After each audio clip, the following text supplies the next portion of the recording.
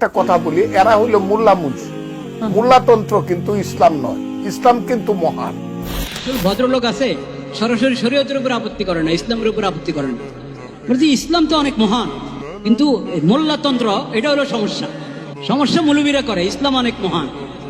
তো সেই ইসলাম যেটা মহান, ওই ইসলামটা আপনি মেহরবানি করে আমাদেরকে শিখান, ওই ইসলামটা আপনি মেহরবানি করে শিখান। মোল্লারা তো ইসলাম জানে না, তো মহান ইসলামটা শিখিয়ে দেন। তো কিছু ভদ্রলোকের এই অবস্থা, আসলে ইসলামের উপর আস্থা নাই, শরীয়তের উপরে আস্থা নাই, কোরআন হাদিসের উপরে কি নাই, আস্থা নাই। তো সরাসরি কোরআন হাদিসের বিরুদ্ধে বলে না, ওটা মৌলবীদের উপরে ঝাড়ায়।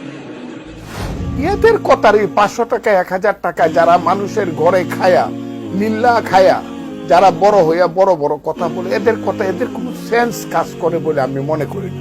রাজনীতি করতে গিয়ে, নেতা হতে গিয়ে মানুষের কাছ থেকে চাঁদাবাজি করে টাকা নেওয়ার কালচারে যারা অভ্যস্ত, এই কালচারে যারা ডুবে আছে, তারা যদি আলেম সমাজকে বলে 500 টাকা 1000 টাকা মানুষ আল্লাহর রাস্তায় দিলে খায়, তাহলে এটা হলো চালনি সুইকে যে বলে তোমার পেছনে ছিদ্র আছে ওইরকম।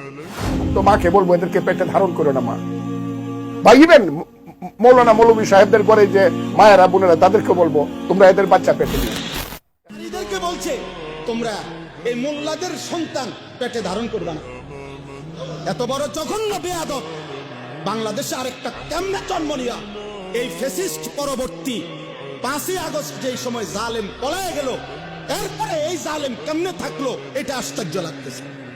এত বড় জঘন্য বেয়াদব। ধর্মের নামে ব্যবসা শুরু হয়েছে।